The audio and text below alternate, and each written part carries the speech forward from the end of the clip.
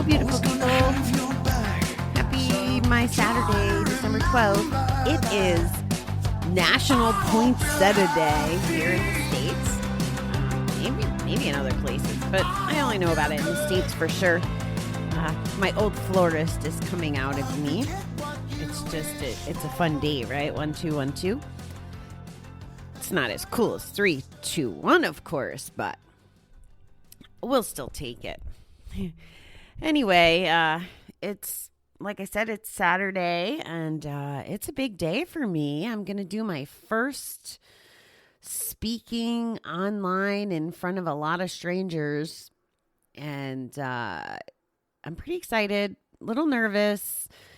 I'm trying to not overanalyze it, like, do I write a formal speech and read it, or do I just be me? And I think I've landed at just being me. So thank you for warming me up to that for the last year so that I'm comfortable just speaking from the hip. I think these unedited episodes really have strengthened that muscle for me. I'm not perfect yet, but we're definitely making progress.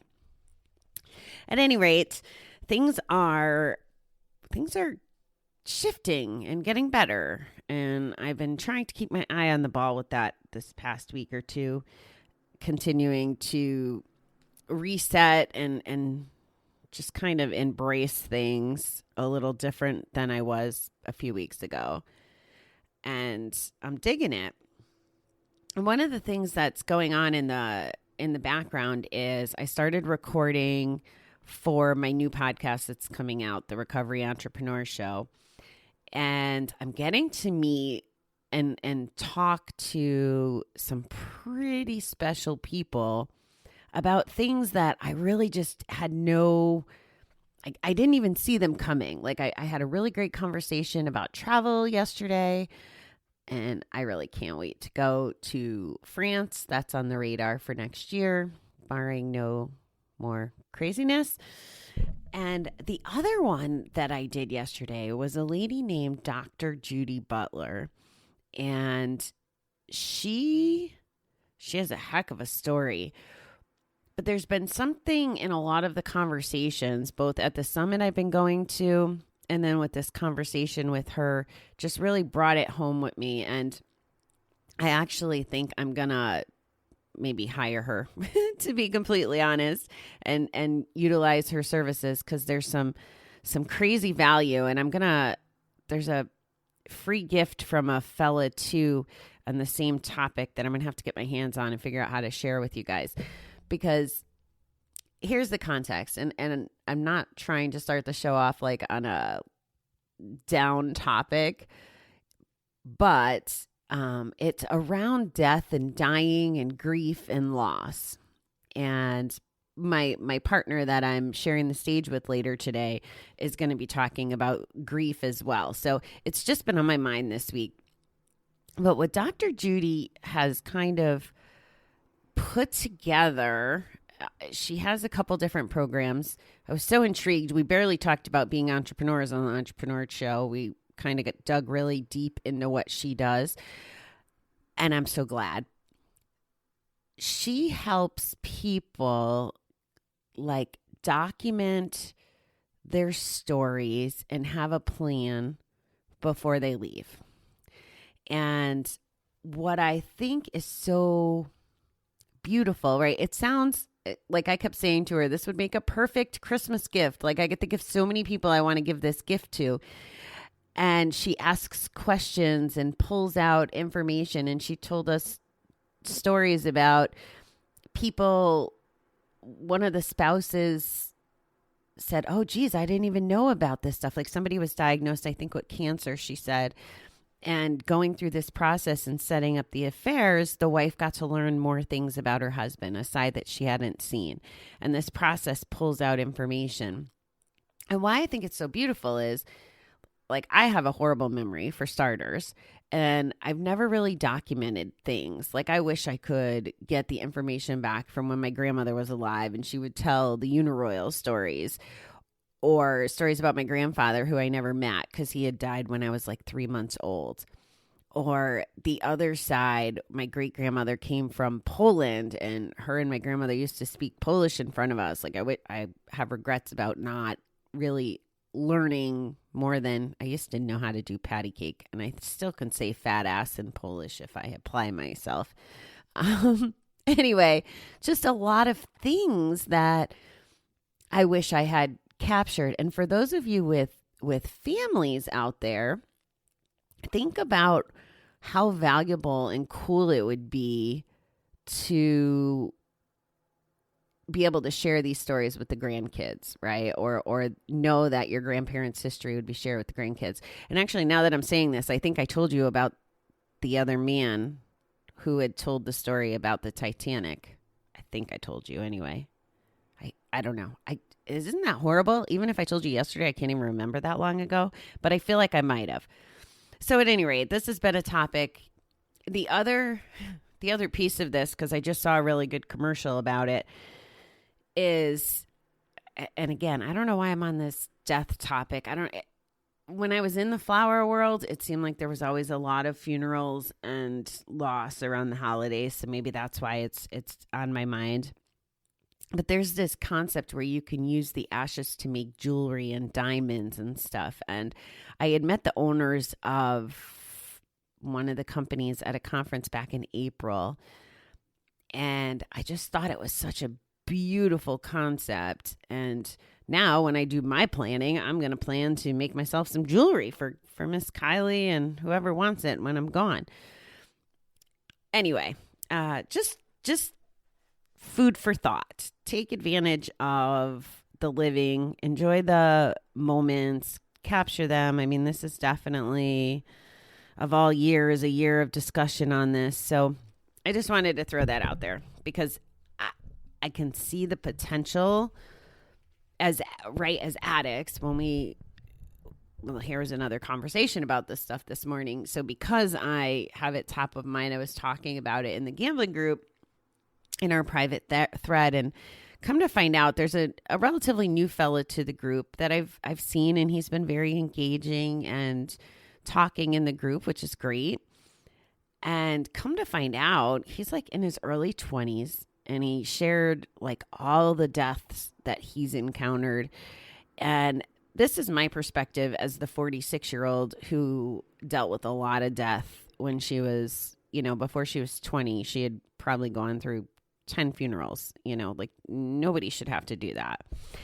And if he could think about this, right? If he could figure it out, like the how to deal, how to cope, how to process all this grief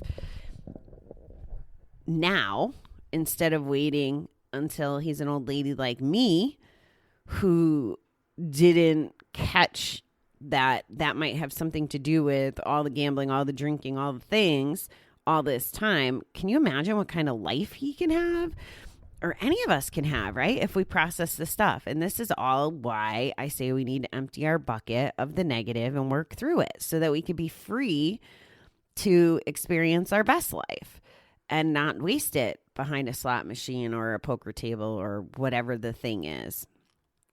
So just be mindful that there's opportunity in some of these nuggets, and I'm just happy I'm learning them and not wasting any more time not grasping both the positives that come out of these situations, the learnings, the feelings, the relatability. Like, I believe that a lot of my experience in life has made it so that I can connect with you better, because right now there's, I don't know how many listeners, but a significant amount, and you all have different experiences.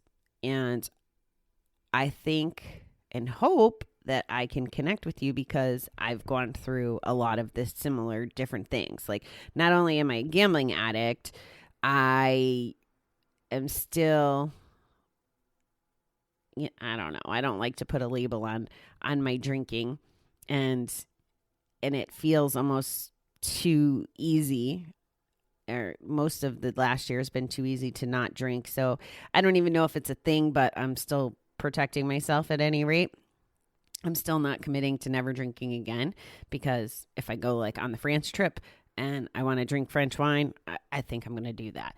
But that's neither here nor there. That's not today. But anyway, so I have that perspective as like the addict perspective. But I also, I went to Alateen as a kid. I had, there's a lot of family and friend stuff surrounding addiction. So I can look at it from both sides. These are all valuable lessons that I think make me more whole and it offers me more perspective. Now, I still have not gone through everything. I don't know everything. I don't claim to know everything. I just know that everything that's happened has value, whatever that value is. But if even if just on the simplest level, it's relatability, I'm grateful for that. Okay, so what is 1212's reading all about? Charles Baudelaire, I guess France is going to be on my mind because that sounds like a French last name to me. I have more memories than if I were 1,000 years old. Inside us, we carry our entire lives imprinted like photographs. And like photographs, these memories can bring back all the feelings we experienced at the time. They're all locked away, the good times and the bad. During active addiction, and sometimes in early recovery, we tend to remember only the bad times. We created such unhappy lives that it became easy for us to hate ourselves. We seem to punish ourselves by dwelling on the bad times, our faults, shames, and sins. But now we're finding the other side of life again, the positive and joyful experiences of yesterday and today.